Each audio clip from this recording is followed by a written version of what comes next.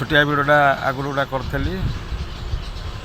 ଆମର ଭାବନା ଟିକେ ବଦଳାଇବାକୁ ପଡ଼ିବ। ଗୋଟେ ବିଗତ ଏଇ 7-8 ଦିନ 15 ଦିନ ଭିତରେ ଆମର ଗୋଟେ ଗଲା ଘୋଷ ଯାତ୍ରା, ବାହୁଡ଼ା ଯାତ୍ରା। ଆମ ଭାବନାଟା କ'ଣ ବଦଳାଇବା ନା, ଆମର ପ୍ରାୟତଃ ଲୋକ କହୁଛନ୍ତି ଭାଇ ମୁଁ ପୁରୀ ଯାଇଥିଲି, ମୁଁ ପୁରୀ ଯାଇଛି। ନାଇଁ ଭାଇ, ଯଦି ପୁରୀ ଯାଇଛ ଆସିଲ ପୁଣି କେମିତି? ପୁରୀର ଅଲଗା ଅର୍ଥ ହେଉଛି ପୂର୍ଣ୍ଣ, ମାନେ ଶେଷ। ତେଣୁକରି ଦେଖନ୍ତୁ, ଯେତେବେଳେ ଆମର ବାହୁଡ଼ା ଯାତ୍ରା ହେଉଛି, ଘୋଷ ଯାତ୍ରା ହେଉଛି, ମାନେ ଶ୍ରୀଗୁଣ୍ଡିଚା ଯାତ୍ରା ହେଉଛି, ସେତେବେଳେ କ'ଣ ଦିଆହେଉଛି ନା ଘୋଷ ଯାତ୍ରା। ଘୋଷ ଯାତ୍ରା ବିଶ୍ୱ ପ୍ରସିଦ୍ଧ, କିନ୍ତୁ ପୁରୀ ଯାତ୍ରା କ'ଣ ଲେଖା ହେଉଛି? ପୁରୀ କହିବାଟା ଯେତିକି ଠିକ୍ ନୁହଁ, ଘୋଷ ଯାତ୍ରା ବଡ଼ ଠାକୁରଙ୍କ ଯାତ୍ରା ଯଦି କହିବା ଠିକ୍ ହେବ। ପୁରୀର ଅଲଗା ଅର୍ଥ ହେଉଛି ପୂର୍ଣ୍ଣ ଆଉ ଶେଷ। ଠିକ୍ ଅଛି। ତା ପରବର୍ତ୍ତୀରେ ଗୋଟେ ପୁଣି ଛୋଟିଆ ବ୍ୟାଖ୍ୟାଟା, ଯେ ଆପଣମାନେ ଯାଇଥିବେ ଗୁଣ୍ଡିଚା ଯାତ୍ରାକୁ, ବାହୁଡ଼ା ଯାତ୍ରାକୁ, ଯେ ମୁଁ ରଥକୁ ଘୋଷାଡ଼ିଛି ଜଗନ୍ନାଥଙ୍କୁ, ବଳଭଦ୍ରଙ୍କୁ, ସୁଭଦ୍ରାକୁ।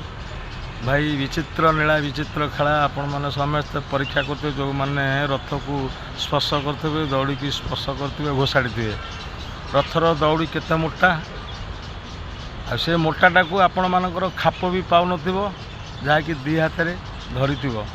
ଯେତେବେଳେ ଘୋଷାଡ଼ୁଥିବ ସେତେବେଳେ ଭାବୁଥିବ କାଳେ ମୁଁ ଭିତର ପଟକୁ ପଶି ଯାଇକିନି ମୋତେ କିଏ ଦଳି ଚକୁଟି ମାରିଦେବ କି ଦଳି ଚକୁଟି ହେଇଯିବି କି। ତେଣୁକରି ଆପଣମାନେ ଯେତେବେଳେ ଏଇ ଜିନିଷଟା ଭାବିକିନି ଘୋଷାଡ଼ୁ ନାହାନ୍ତି, ହାଲକେଇକି ଧରିକିନି ପଛ ଆଡ଼କୁ ଏମିତି ରହୁଛନ୍ତି, ଯଦି କିଛି ଆଗକୁ ଯିବ ମୁଁ ରହିଯିବି, ସେଇଭଳିଆ ରଥରେ ଯେଉଁ ରଥ ଦଉଡ଼ିକି ସମସ୍ତେ ଧରୁଛନ୍ତି ସେମିତି ବି ଭାବୁଛନ୍ତି। ତେଣୁ କରିକିନି ଏଠି ପୁଣି ଗୋଟେ ଛୋଟିଆ ବ୍ୟାଖ୍ୟା, ଯେ ଜଗନ୍ନାଥଙ୍କର ନୀଳା ଅପୂର୍ବ ନୀଳା।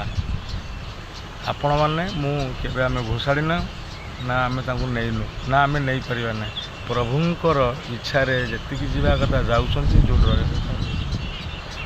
ଆପଣ ମୁଁ ଯେମିତି ଭୟ ରହୁଛି ଦଳି ଚକୁଟି କାଳେ ଆମେ ରଥ ଭିତରେ ଇଏ ହେଇଯିବୁ କି, ସବୁ ଭକ୍ତ ପ୍ରାୟ ଭକ୍ତ ଏମିତି କରୁଛନ୍ତି। ତେଣୁ କରିକିନି ଜଗନ୍ନାଥଙ୍କର ନୀଳା ଅପାର।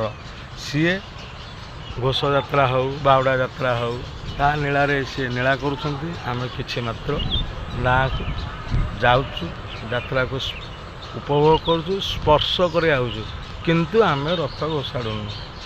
ତେଣୁ କରିକିନି ଆପଣମାନେ ଭଲ ଭଲ ମାଧ୍ୟମ, ଭିଡ଼ିଓ, ବାର୍ତ୍ତା ଦେଇକିନି ଆମ ସୋଚ୍ ମାନେ ଆମ ଭାବନାଟାକୁ ବଦଳାଇବା, କିଛି ପରିବର୍ତ୍ତନ କରିବା ବୋଲିକିନି ଚେଷ୍ଟା ଜାରି ରଖିଲେ କେବେ କେଉଁଦିନ ସମସ୍ତେ ଯଦି ପରିବର୍ତ୍ତନକୁ ଚାହିଁବେ, ନିଶ୍ଚିତ ପରିବର୍ତ୍ତନ ହେବ। କାହିଁକି ନା ଯୁଗ ବଦଳୁଛି,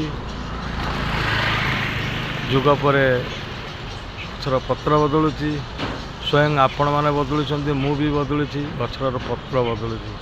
ତେଣୁକରି ଏଇ ଯେଉଁ ସମାଜ କାହିଁ ନ ବଦଳେଇବ, ଭାବନାଟାକୁ ଆମେ କାହିଁ ନ ବଦଳେଇବା? ଆମେ କ'ଣ ବଦଳୁଛୁ ନା, ଗୋଟେ ଶିଶୁ ଥିଲୁ, ଶିଶୁରୁ କିଶୋର, କିଶୋରରୁ ଯୁବକ, ଯୁବକରୁ ବୃଦ୍ଧ। ତେଣୁକରି ଆମ ଭାବନା ଆଉ ଘୋଷ ଯାତ୍ରା, ପୁରୀ ଯାତ୍ରା ବିଷୟରେ କହିଲି।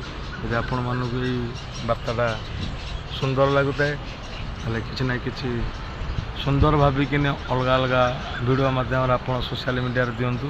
ନିଶ୍ଚିତ ସମସ୍ତଙ୍କର ମଙ୍ଗଳ ହେଲେ ଆପଣମାନଙ୍କର ମଙ୍ଗଳ ହେବ। ତା ଭିତରେ ମୁଁ ଅଛି, ଆପଣ ଅଛନ୍ତି, କିମ୍ବା ମୋର ବି ମଙ୍ଗଳ ହେବ।